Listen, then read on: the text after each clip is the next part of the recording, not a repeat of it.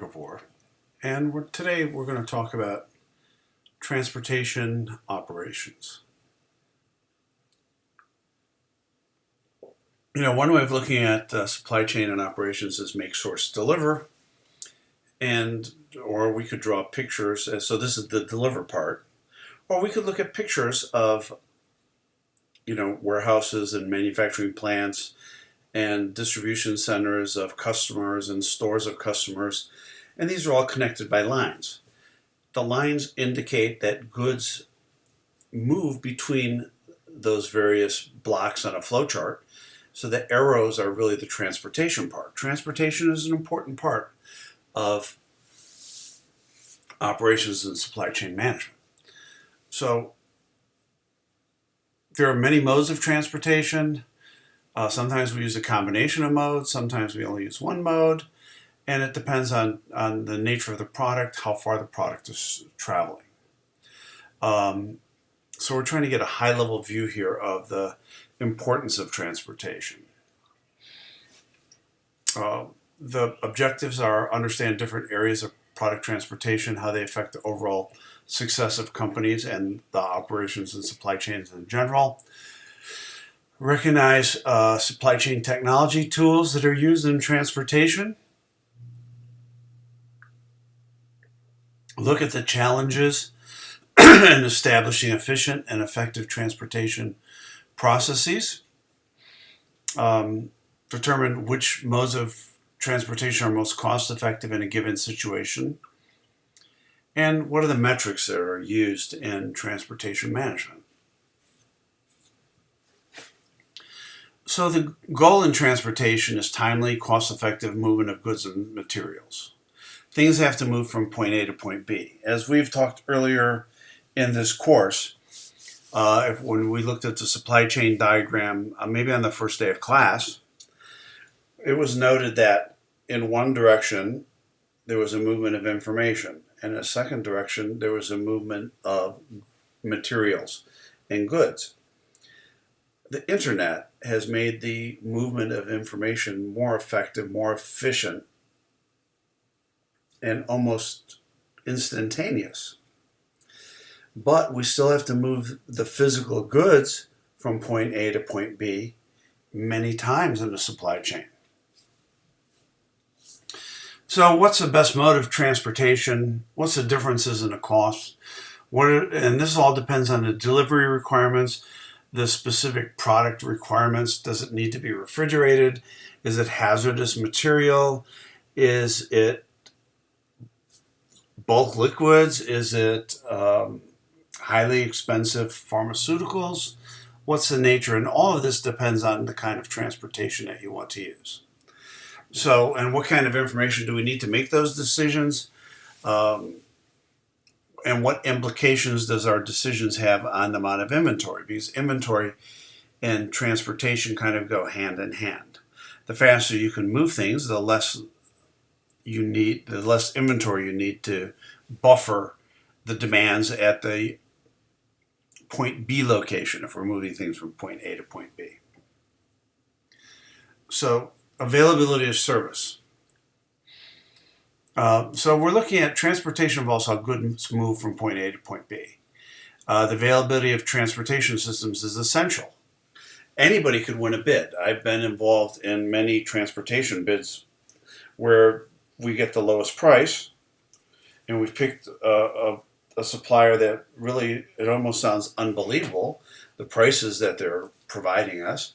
But the problem is with that is if it's unbelievable, it probably is unbelievable and therefore unavailable. I used to joke that we have to watch out and make sure that whoever is bidding on our transportation has the ability to apply the equipment.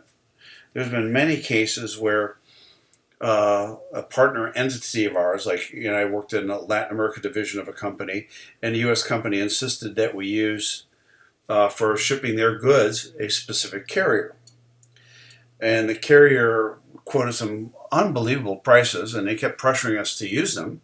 But whenever we tried to use them, they had no equipment available.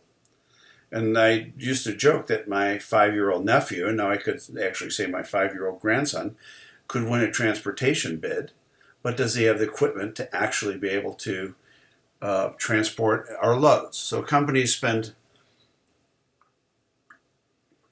a significant amount of money transporting goods, and the consumer goods companies that I looked at, transportation was about between 1% and 3% of the cost of sales.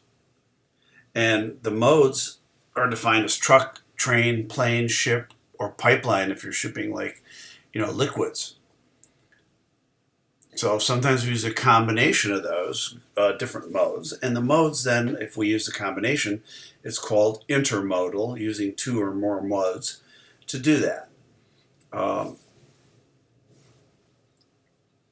So the importance of transportation. So here's a video that you could watch, and I suggest watching some of these videos as you're motivated to do so and have the time in this, in the course of everything else that you have to do. I mean, you're watching this video now, and I'm suggesting you watch some other videos, and it adds up. If this video is a half hour and that video is 15 minutes, and the other videos in this learning block, you could end up watching 2 hours of video.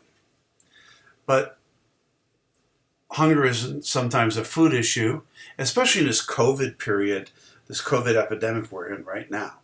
It's a logistics issue. And transportation can be one of the biggest cost elements in overall acquisition and distribution of goods. When I said transportation was only 1% to 3% of sales, I was talking about finished goods. I wasn't talking the inbound transportation. And sometimes you don't pay for inbound transportation. It's included in the price, and you don't even know what you're doing. A lot of companies I've known have taken all of the transport, if they're big enough, and have a large enough scale to be able to negotiate better prices, because transportation is entirely based on the amount you're shipping and the kinds of discounts you'll get. So there's an old saying in transportation and warehousing, he who consolidates saves. So if I have everybody else doing my inbound transportation, in other words, the raw and packing materials and semi-finished goods coming into my factory, and I'm only paying for or controlling the outbound shipments of finished goods to my customers, if I took over the inbound, I would have a lot more volume to leverage with the transportation companies. They may be the same, they may be different, they may be the same modes, they may be different modes, but the more I have transportation more volume I have to leverage, the lower the prices I can get. So oftentimes it makes sense to look at, if the customer or supplier, if I'm shipping from point A to point B, if the supplier at point A has a larger volume, he may be able to negotiate better rates than myself being the customer at point B. Likewise, if I'm the supplier at point A shipping to customers, who has the added leverage, who has the larger volumes and can actually save on the consolidation. So, according to the slide, in 2013, the U.S. transportation system moves an average of 55 million tons per day, valued at more than $49.3 billion. So 22 million people were involved, and it was basically 16% of all workers.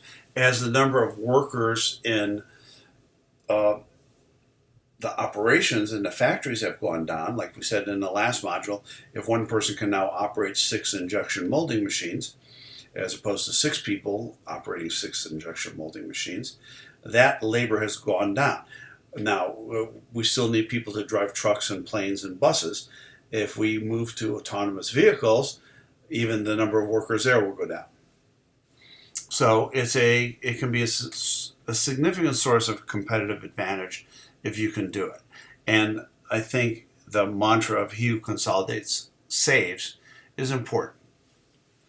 So when we talk about role of transportation and supply chain principles, it's availability of service. We've already talked a little bit about that. Transportation is a method of moving goods among suppliers, manufacturers, and customers. Point A to point B. And it's always a supplier to a customer is probably the easiest way to look at it. It's essential to fulfilling supply chain demand.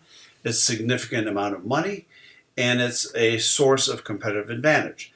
The other thing that we're talking about is if the job of operations and supply chain is to have the right products in the right place at the right time in the right quantities at the right price at the cheapest possible cost.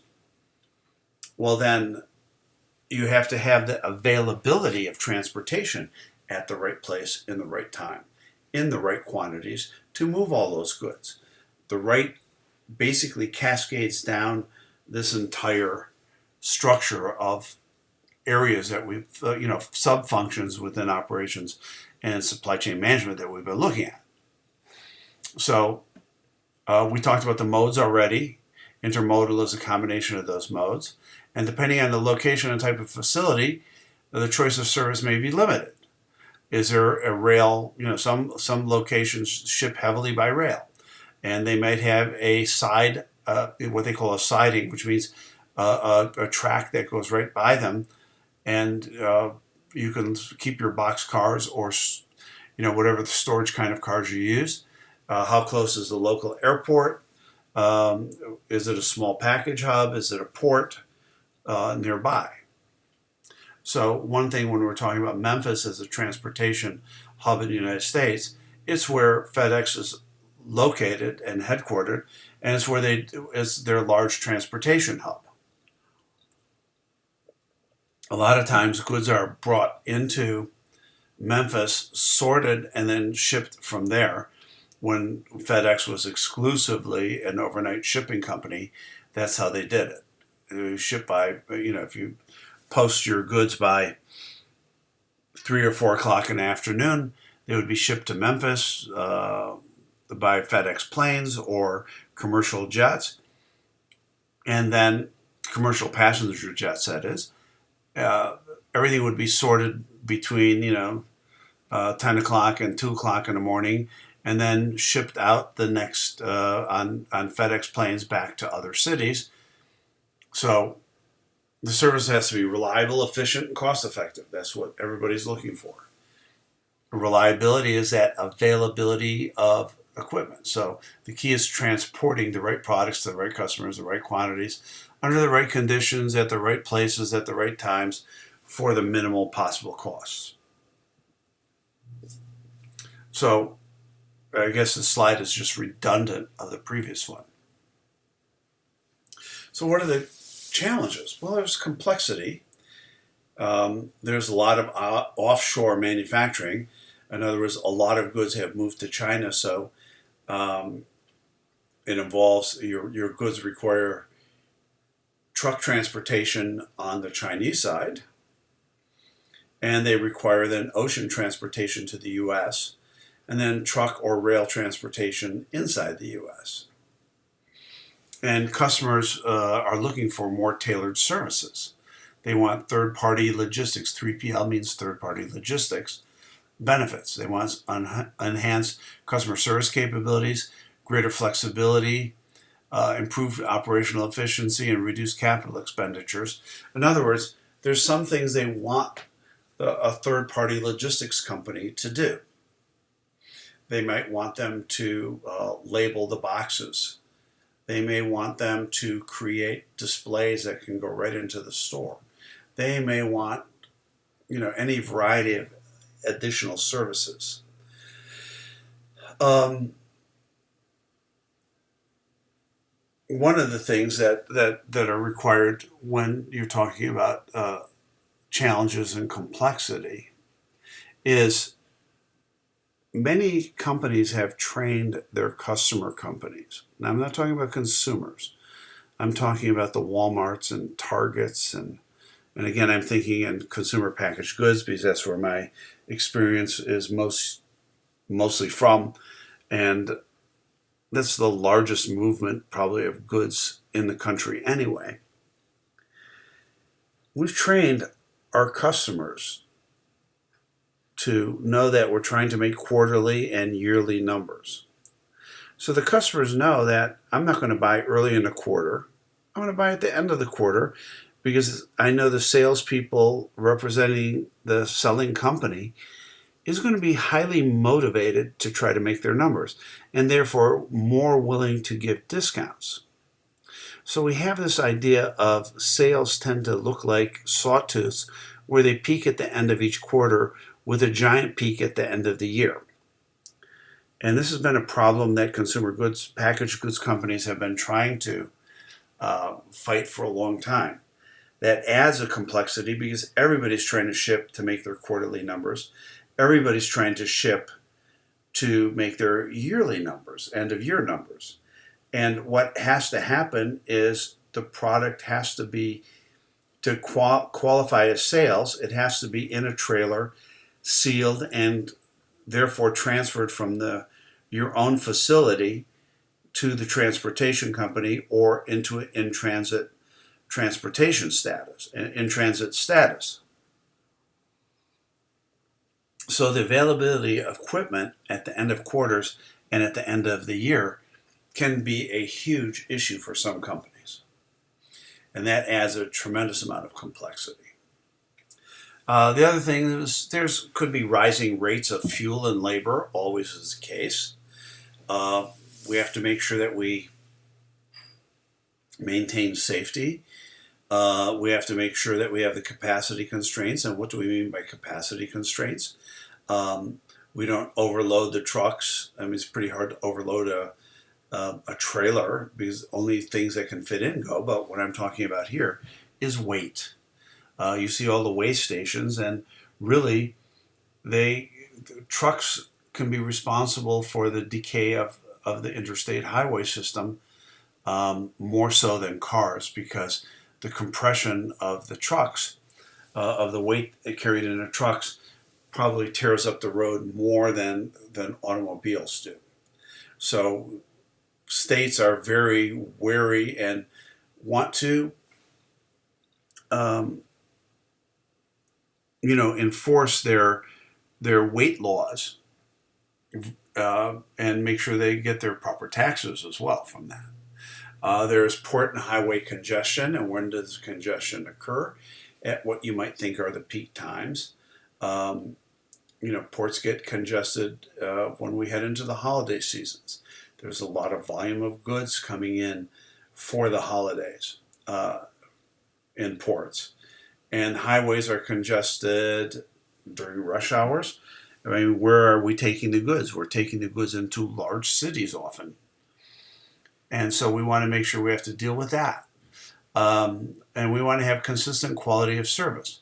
If we have an availability issue at the end of a quarter or the end of the year, all of a sudden we're hiring truckers we would never do business with at any other time that are slightly suspect in terms of how they hire their workers, slightly suspect in how they maintain their equipment, and other things. So there are customer service demands that need to be met, service levels of the carriers, shipment date, arrival date, shipment damage information needs to be taken care of, and the use of standardized metrics.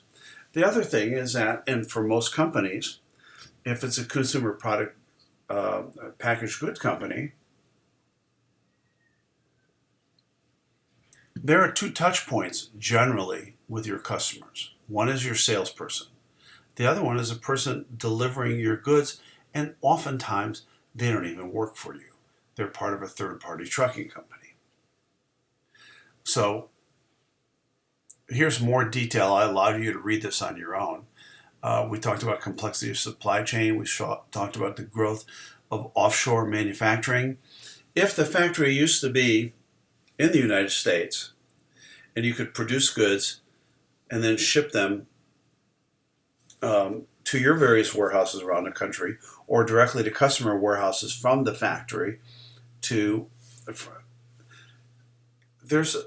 the transportation is a smaller part of your overall cost. If you add an ocean voyage on top of that, all of a sudden your transportation costs go up.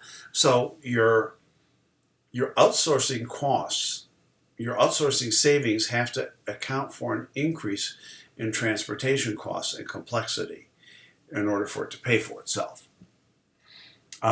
Customers want more tailored services. We talked about that. Capacity constraints from other types of infrastructure. So we're talking about a surge of containers entering a port or congestion on highways, whatever the case may be. Rising transportation costs, and of course, ongoing government regulations. So there's 13 agencies that actually covered the transportation system.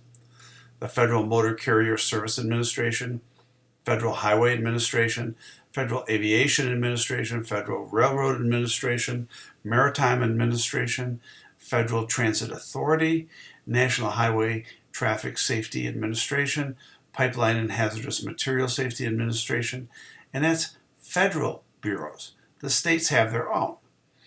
Other regulations include environmental protection, noise pollution, air pollution, hazardous waste material, etc.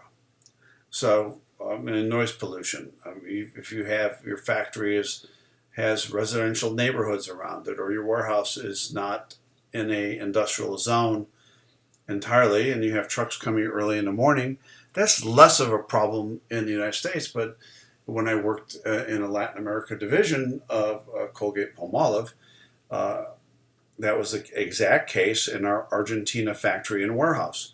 It was outside of Buenos Aires in this city called the Gavoor, and we had to be cognizant of not having trucks come too early because we were in the middle of a neighborhood, we're on the border of a neighborhood, and if there's too many trucks coming in and out, people would complain, and they would complain to the civic authorities. So the modes of transportation we talked again are water, rail, intermodal, truck, and air. And there's two factors you want to look at: performance, which is speed, reliability, and flexibility, and cost. Now, water, ocean, because ships are very, very large and can carry tons and tons of goods. And so the cost per mile, if you will, I guess you'd have to use nautical mile, is probably the cheapest. But it has the least speed. It's probably reliable, even though it's gotten more reliable, but there's not a lot of flexibility. And I'm not sure how we're going to define flexibility here. Rail is next. Rail, one locomotive can pull 100 cars behind it, all loaded with goods. But again, it's faster than ocean, unless ocean is the only way sometimes to bring things across the ocean. You can't do it by rail. Trucks, intermodal is next, which means that, see this container on the back of the truck? It's the container that goes on a ship. It's a container that can be loaded on a rail car, flatbed rail car, and then it's lifted and put on, they put truck wheels under it, and next thing you know, the same container is used for intermodal. Truckload is the next most for speed and reliability, and air is obviously the fastest and most flexible way to get things from point A to point B, but it's also the most costly. So oftentimes people will not want to do air travel because the cost is significantly higher than truckload and significantly higher than these modes.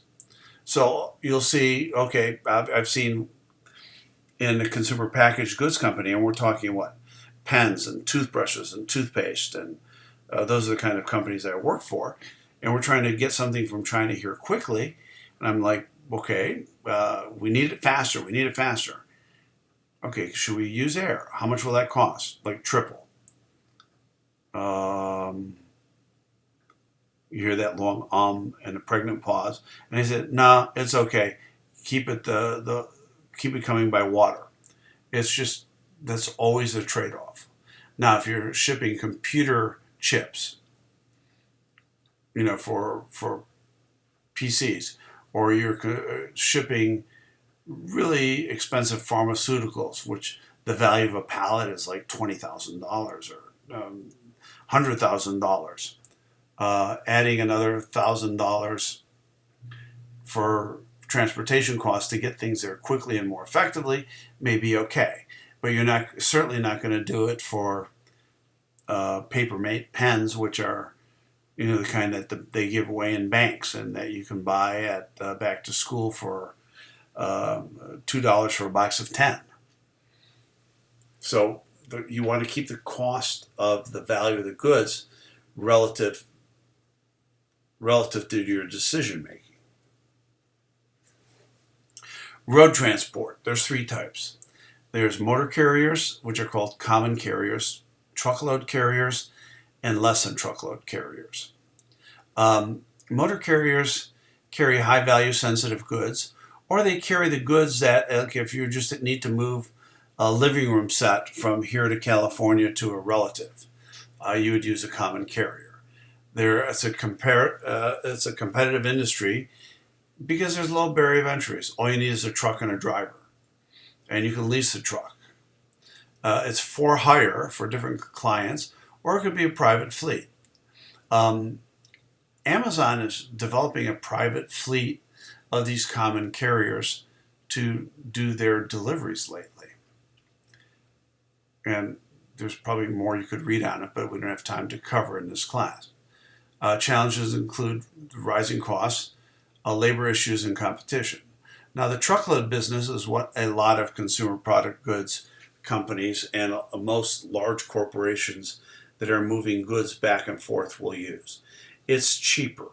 If you have an entire trailer dedicated to your product,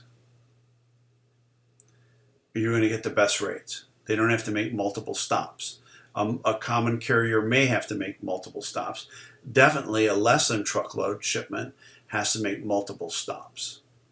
Unloads and loads, and it takes longer. So a full truckload is usually going from point A to point B, period. So you're going to get speed, door-to-door convenience. You're going to utilize your assets, your trailer, very effectively.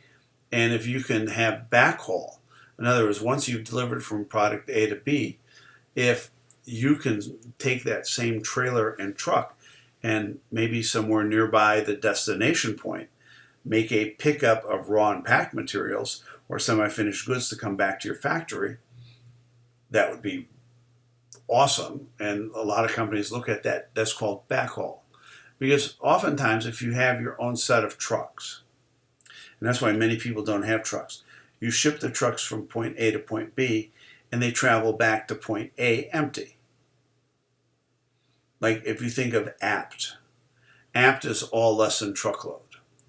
But it's all within one company. It's a appliance company in Chicago that does very, very well. In fact, their dispatcher for planning all of their routes for delivery is a North Park grad, a recent North Park grad, Mark Acosta.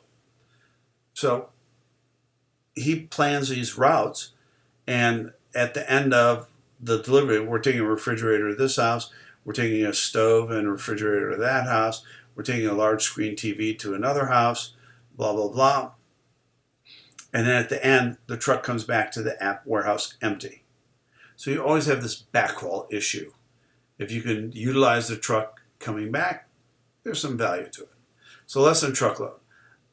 It's higher fixed costs due to having to send maybe goods to terminals where the loads are consolidated. You get okay utilization, but you're only renting part of a trailer, not the whole thing.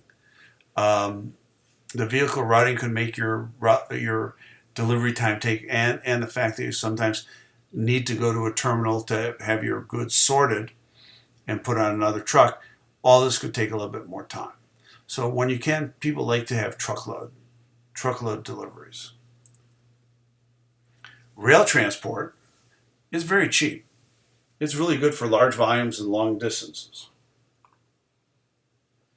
It's great, and again, as we get to the lower cost per mile kinds of, or lower cost per kilometer, you're really looking that's how you want to ship your lowest cost goods. So it's good for low value raw materials and manufactured products. Even though automobiles are high value, you'll see oftentimes them moving by rail because they're heavy and you can load more on a container. And then when it gets to the location, then you use vehicle carriers to ship them to the dealerships. There's entire vessels, ocean vessels, which we'll talk about next, dedicated to the shipment of automobiles from Asia to the U.S. and vice versa. But I think more goods are coming from Asia to the U.S. than vice versa. The challenges include track infrastructure, terminals, and equipment, maintaining those, scheduled to minimize delays and improve service. They've gotten much better, but you have to load your goods into a rail car, and then you have to schedule that car has to be scheduled on a specific route at a specific day. So you might have off-track delays at pickup and delivery stops. When we talk about yard operations, that's where your container is then doesn't always just go from point A to point B. It may have to go on the way to point B, it might have to stop by point T, which is a terminal, or point Y, which is or S, which is a switching operation, where all of a sudden the cars are sorted and put on new routes, and then a new engine comes and a locomotive comes and is attached to it, and off they go. And that could take a day or two, depending on how quickly and how well the rail company is organized. So you have variability of delivery times, but it's cheap. And for long distances, there's nothing cheaper. And if you can move your goods that way, it's wonderful. Air transportation, is twice the price of truck, they're saying here. I said 3 times. 20 times the price of rail.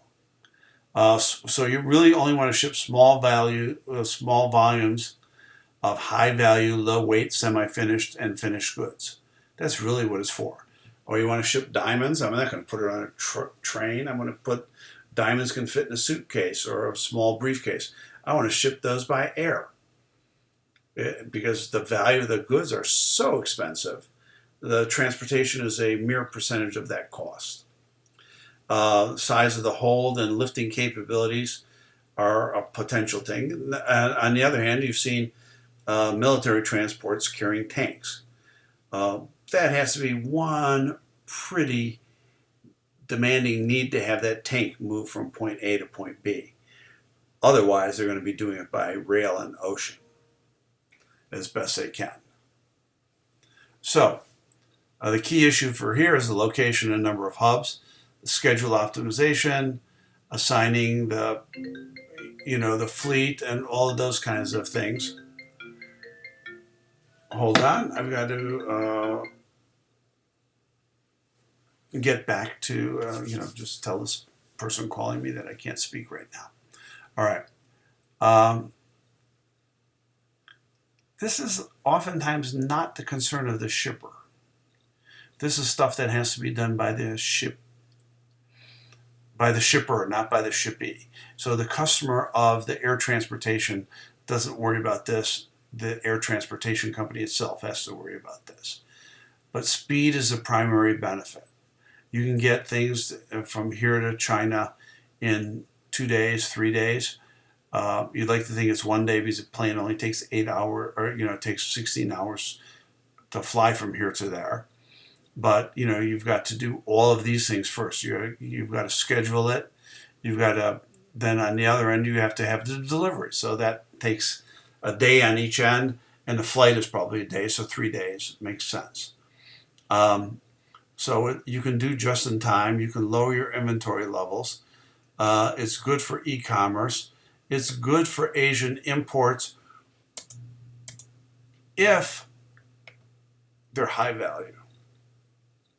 So water transportation between continents is really the lowest cost. They're slow but very efficient. They have a capacity for huge volumes of freight. Very efficient fuel consumption compared to all the other modes, and it's the lowest cost. A wide variety of goods move by ocean, from low value commodities, like you could fill a ship up with grain, to imported automobiles, like they could be Mercedes and BMWs and really high-end luxury vehicles. There's two types. They call it liner services and charter services. They have specialized ships specifically for container ships, bulk carriers, and tankers. Containers, basically, this is what's in the picture here.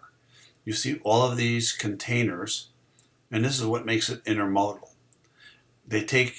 These come in by truck, and they fit on a truck bed that has wheels on it, and it looks like just a regular tractor trailer situation, but actually the trailer itself is separate from the wheels, not integrated like a normal trailer would be, and a crane would pick it up and load it on the ship or load it on a flatbed train. So you could use three modes here. You could use ocean, rail, and truck if you needed to. Bulk carriers carry, like I said, grain, iron ore, coal, whatever might be bulk and just, a commodity almost. And tankers carry liquid goods. Most of the time, tankers are carrying oil, crude oil to be refined in the destination harbor or close to the destination harbor.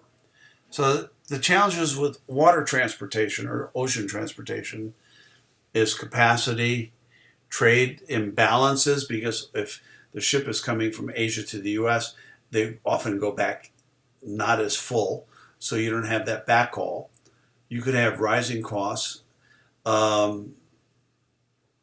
inability sometimes to transport perishable cargo, even though I think we're getting fruit, grapes in the middle of winter from Chile and Peru.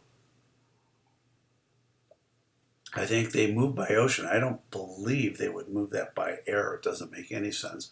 And land between Latin America and the U.S. doesn't seem to be an option. Land between Mexico and the U.S., truck transportation certainly works. So it can be inland and coastal. It could be, really heavy bulk commodities. It can be ridiculously slow, 5 miles per hour on the Mississippi River.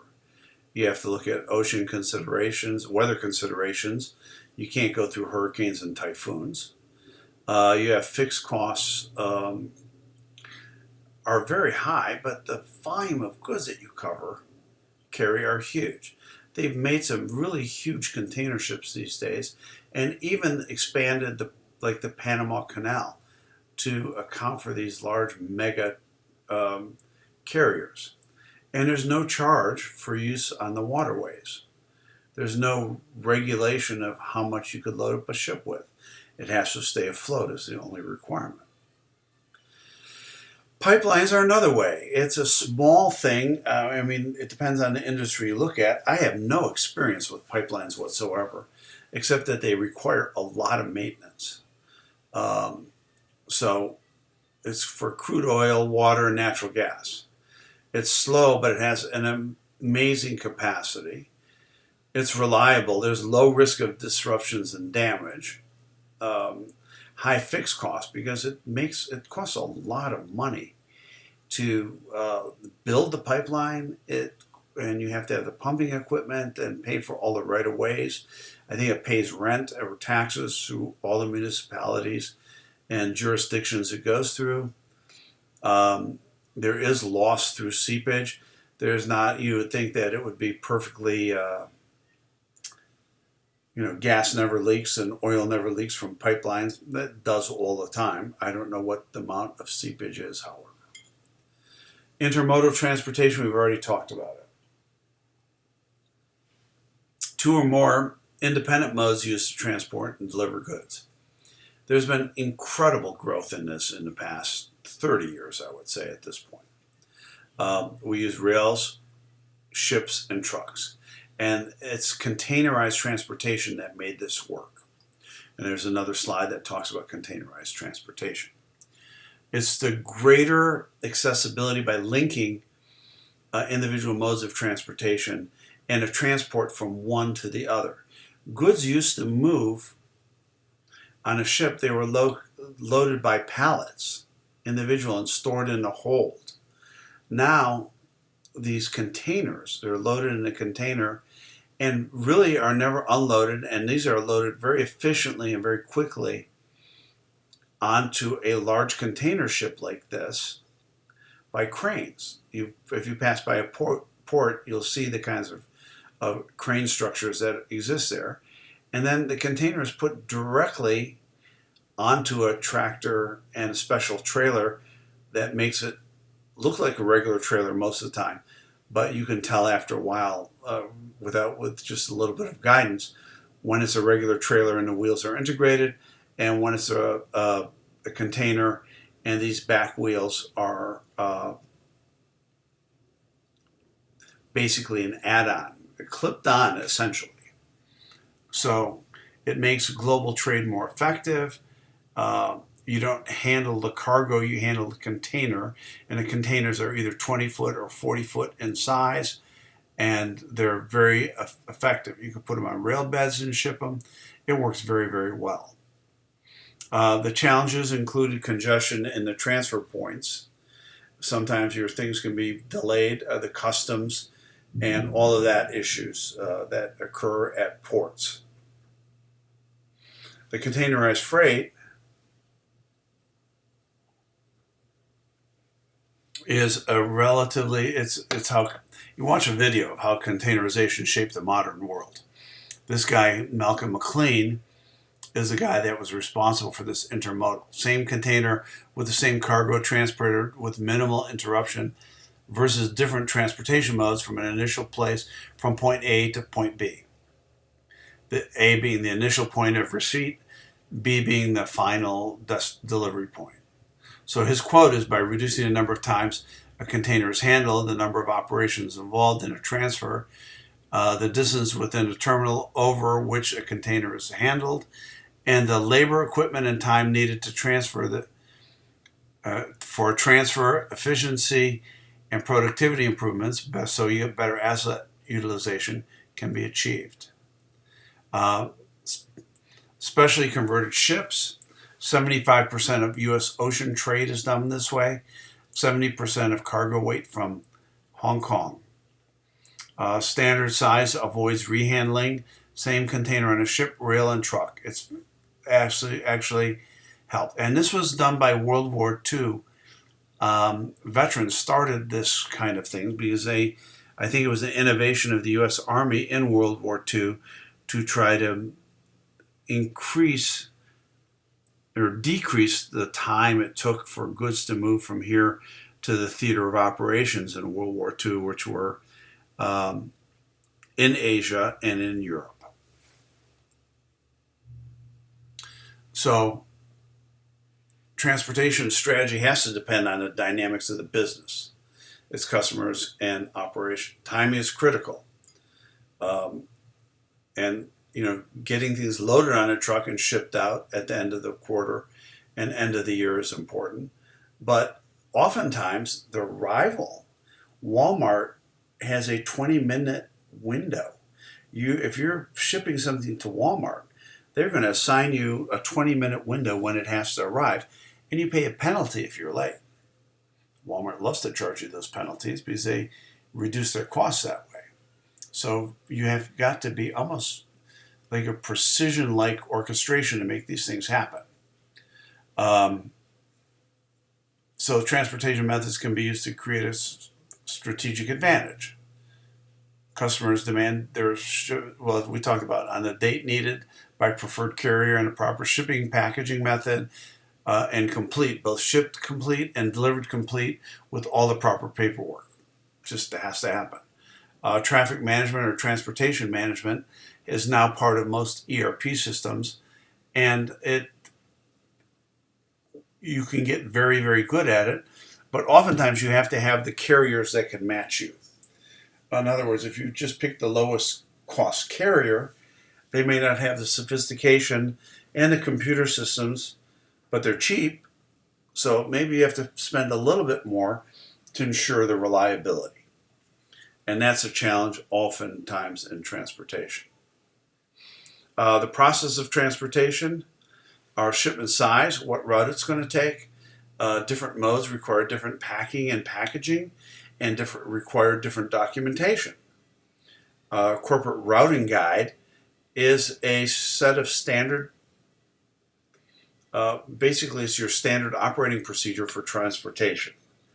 And it's instructions for packing, packaging, carton and shipment labeling, insurance, billing requirements, and advanced shipping notifications, which is another Internet of Things in a sense. Advanced shipping notification is communicating to Walmart, if you're a consumer goods company that supplies to them, what is headed their way, when it's coming, and what delivery window, that 20-minute window I talked about, it's slotted for at the warehouse that it's being delivered to. And the delivery process begins. I know now we're talking about transportation. Oftentimes we're talking about transportation now of finished goods to customers. When a customer begins the order, you're already beginning the transportation process. So as orders are received, a delivery request is received. Efforts should be made to consolidate freight, coordinate deliveries, and maximize container capacity. All of that is used to save money. So you want greater vehicle or asset utilization. You want to be responsive and dependable to your customers. You want to optimize your transportation expense, the lowest cost for a given service level. You want to have optimized capital investment in equipment. Most people outsource this. They don't manage it themselves. The first thing people vertically disintegrate, and this happened years ago, was truck transportation. They don't want to be in the truck maintenance business. They don't want to be in a transportation business.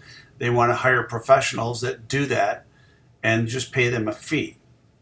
Now, this is being changed by, of all companies, Amazon, which is vertically integrating. And they basically got a divorce from FedEx. I think the marriage soured on both sides, especially as Amazon was starting to build their own fleet.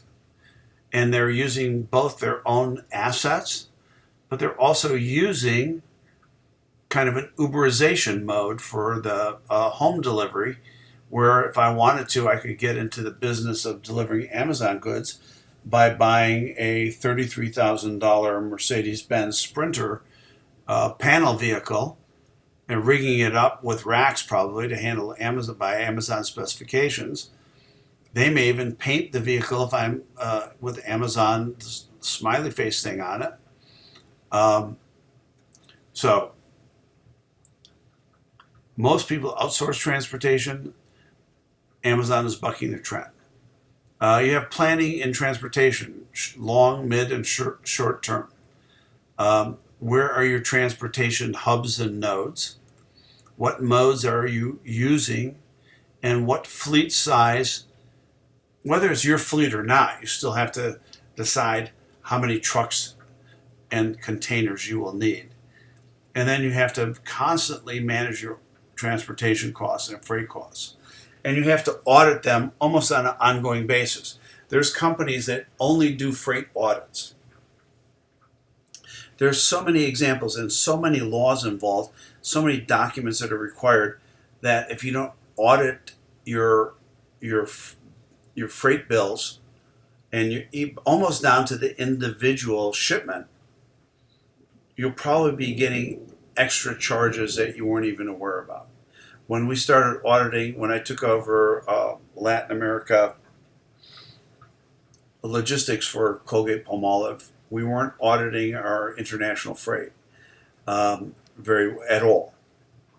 And when we started auditing it, we realized that at the border crossing between Mexico and the U.S., which is in Laredo on the U.S. side and Nuevo Laredo on the Mexican side, the company we're using was charging us a port fee on every shipment. It was like $100. There's no port. It's a land crossing. It's a bridge over the Rio Grande. What are we talking about port? We had to call them on it, and they stopped doing it immediately, and then we had to negotiate a repayment of previous charges that they had given us. One thing about transportation, especially at the smaller and lowest level, I always make the joke that transportation is the second oldest profession in the world. And I believe their first job was to take the first oldest profession in the world from point A to point B. So transportation companies can be really sleazy and using all kinds of graft and kickbacks. That has eliminated dramatically as corporations have gotten very big and transportation companies like FedEx, UPS, DHL have gotten very big. Carriers like Old Dominion and etc. They probably don't participate in that kind of old-time hanky-panky, but, and I use an old-time phrase, hanky-panky, to do it. But when I worked in Latin America, a lot of our carriers were very small, and it was that old school kind of under the table kind of activity. So you have to really pay attention to this, and you have to really watch your contracts and manage your contracts, and notice that your contracts could have to change in midstream because the supply and demand on a particular route had changed and the economics change. Okay, so transportation decision, the carrier, the person that performs the move, the transportation provider, strategy based on assets, service levels offered. So they have trucks, rail cars, ships, planes, bikes, drones. I haven't seen too many of that yet. We keep talking about drones, but it's not happening. Is it overnight? Is it short distance? Is it long haul? The goal is maximize asset utilization. What's their cost? They have their vehicle-related costs. In other words, registration, maintenance, fixed operating costs, which are their terminals and facilities, and trip-related costs, which are labor and fuel.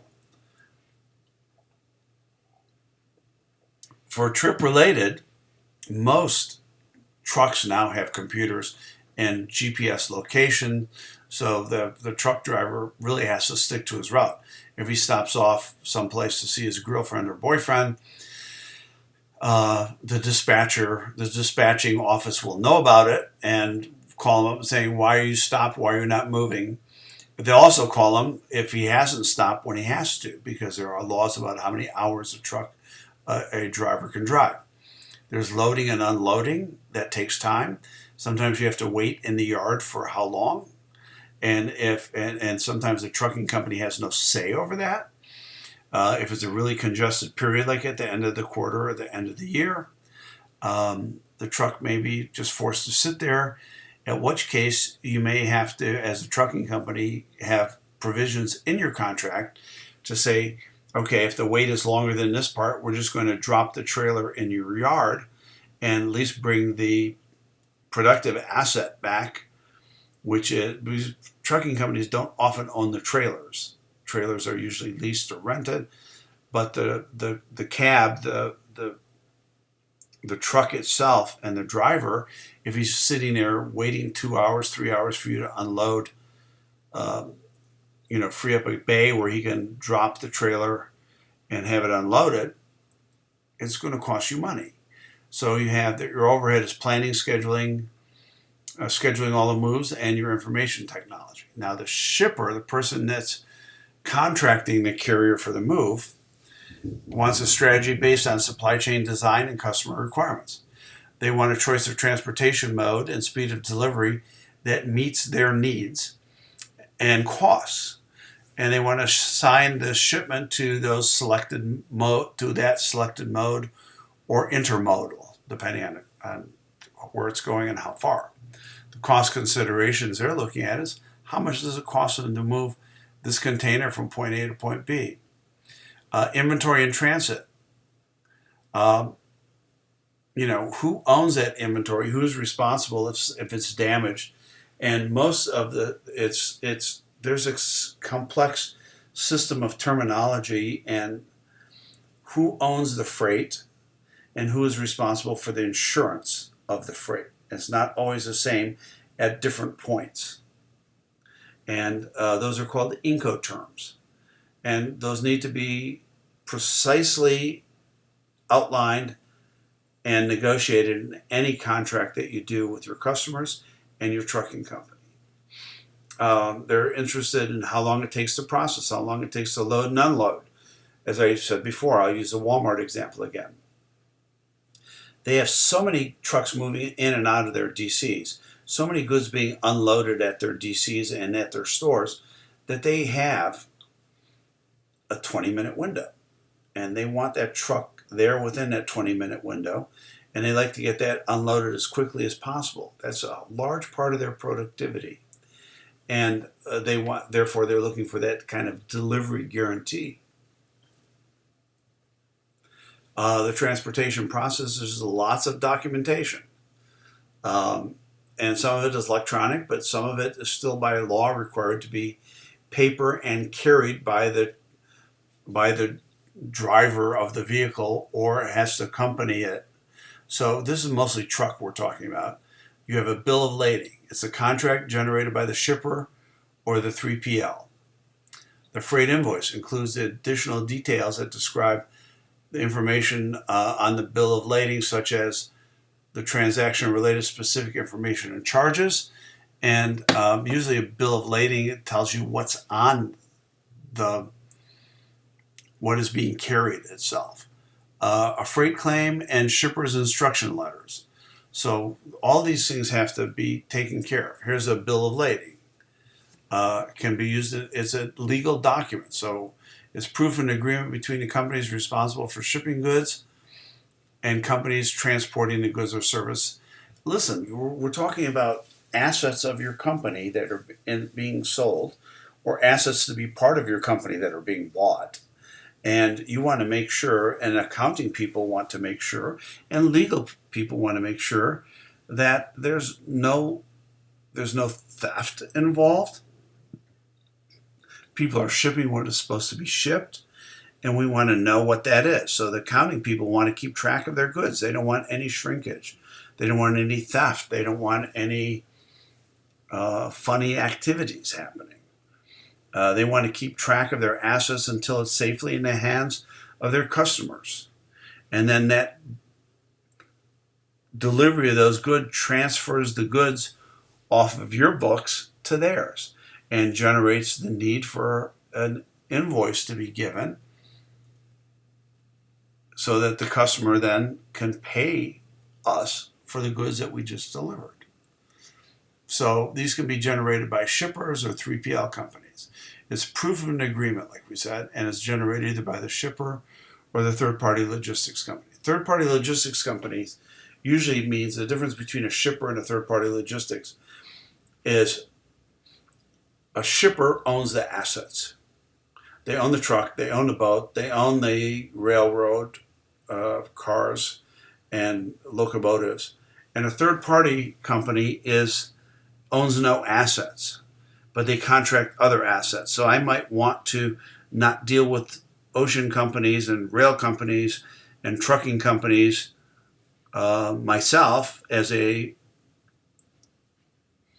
someone that's moving goods. So I might hire a third-party logistics company to do all that for me. So they're my one-stop transportation shop. And of course, they're going to have to take a margin on all of those, but that would keep me from having to have such a large transportation department in my own entity. Freight claims. They're used by shippers and consignees against carriers for loss. In other words, if I shipped 100 of this, a part, 100 of A items and 200 of B items and 300 of C items, and we get there and they were short on the A items by 25%, whose responsibility is that? Well, I would file a freight claim against the shipping company, because when and this is where you want that verification, and accounting demands it. We've counted, here's what we've loaded on your truck. Your truck driver signs that, yes, this is what was loaded on my truck. And then if it gets there and something, there's never more, there's usually less. And if there's ever more, it's contraband, not goods that you intended to ship. So like coming from Mexico to the United States, if I'm shipping, items A, B, C, and D, I did not mean to ship cocaine and drugs of crazy thunder. Little sound effects to my lecture here. All right. So that when there's more, it's usually bad stuff. And if there's going to be any discrepancy in the item shipped, it's usually to the less side. What happened? Did it get damaged? Did it get lost? Did it get stolen? And containers are sealed. So this is a huge part of this. Hopefully, if you have the right kind of shippers, you don't have to worry about this on an ongoing basis. Routing and scheduling. Well, this is just looking at Ohio, the web of interstates and state roads. What's the best path? What's the quickest way of getting from point A to point B? And that's just within Ohio. Imagine if you're going cross country. There's probably interstates that you're going to choose, but you have to look at that. You have to look at, is it a toll road, not a toll road? Do all the routes that you take can handle the weight that you're shipping, etc.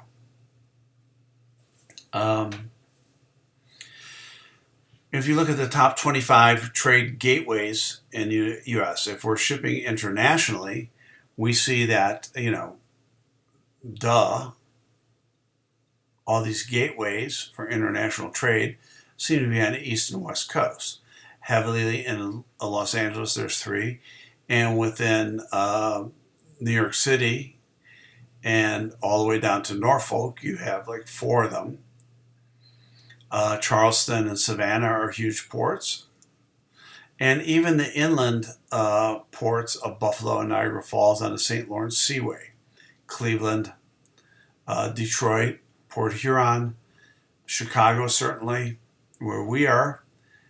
And if you look at on the West Coast, you've got Los Angeles, San Francisco, Oakland, which are right across the bay from each other, and Tacoma, Washington. Of course, in Alaska, and they haven't shown Hawaii here. I imagine there should be one there as well. So safety and security.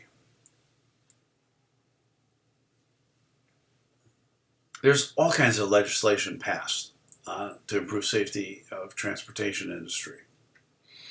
The Federal Motor Carrier Safety Administration regulates truck driver hours and services included. This was as of July 2013, but I'm sure they are amending it all the time. 11 hours of driving time within a consecutive 14-hour period, after which drivers must be off duty for 10 hours. Maximum average work week, 70 hours. Required 30-minute breaks during the first 8 hours of a shift. You have to stop. You have to stretch your legs. You have to do all these things to keep alert. Which is why, when it comes to the trucking industry, autonomous vehicles show such promise. They are probably not suspect or need to have the same kind of regulations. They probably have regulations that include visibility and inclement weather, because the sensors have to be able to function in a safe way. So we're trying to ensure the safety and security of people and the environment. Vehicle emissions have to be checked, and that will impact fuel prices, efficiency, and truck costs.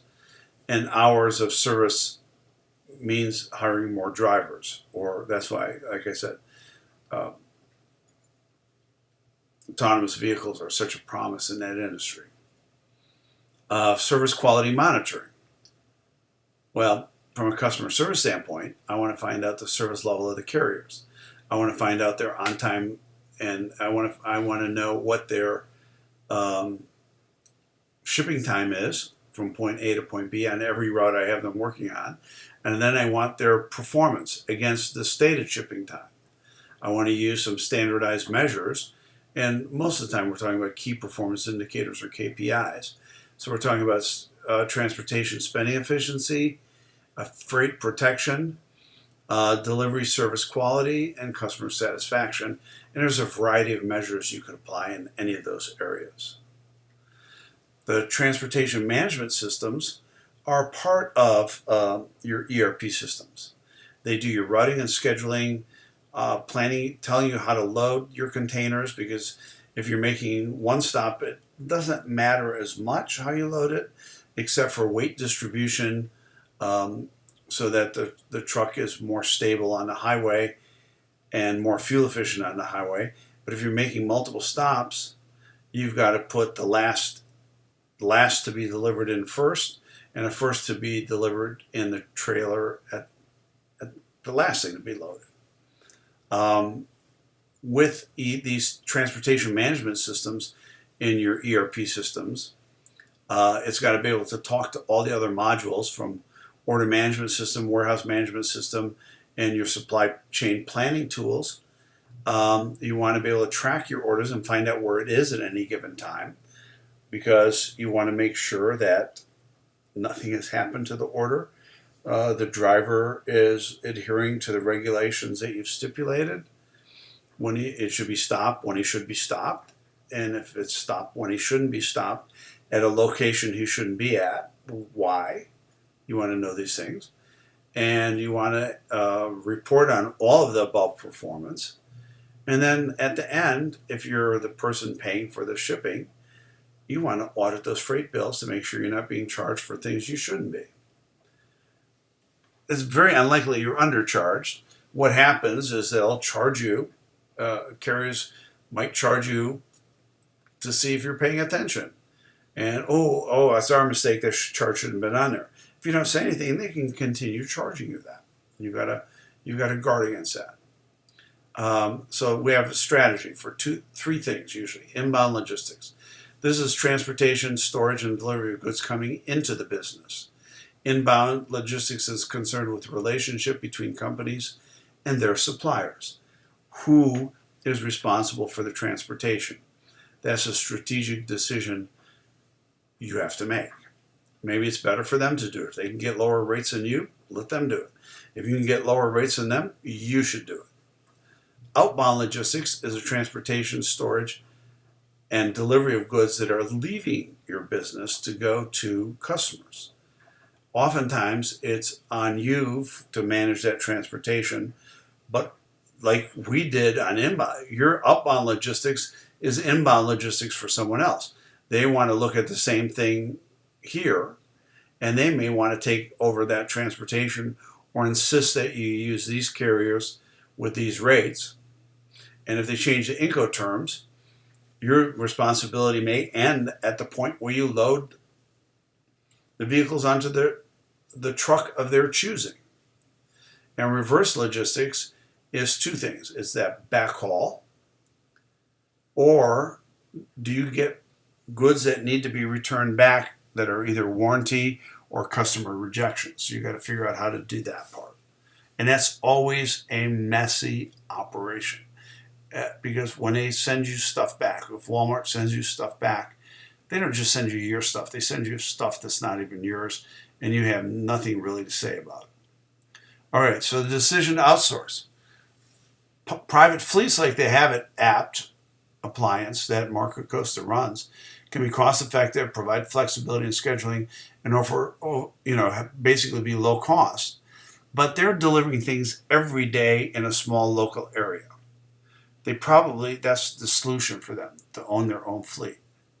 But for most consumer goods companies, they don't want to own trucking assets at all. They don't want to be responsible for all the management, hiring and firing and management of drivers.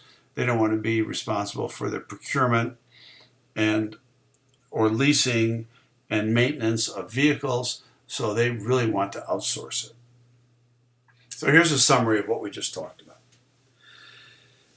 It's a link between customers and suppliers, warehouses and retail outlets, and virtually any 2 points, A and B, that we talked about. We're managing the transportation process requires lots of knowledge of the options. Whether you're outsourcing it or not, you still have to know, or else you'll be paying more than you need to, guaranteed.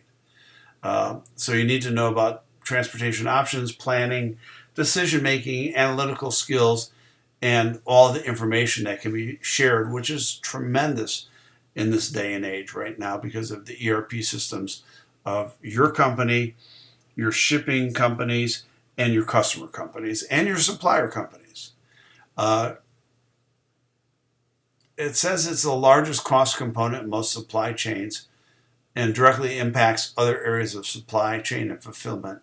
It really depends on what it is you're shipping and what volumes and in what country. But let's go with this and say it's the largest cost component. There's a video you can watch on FedEx and UPS. I'm not sure how old it is.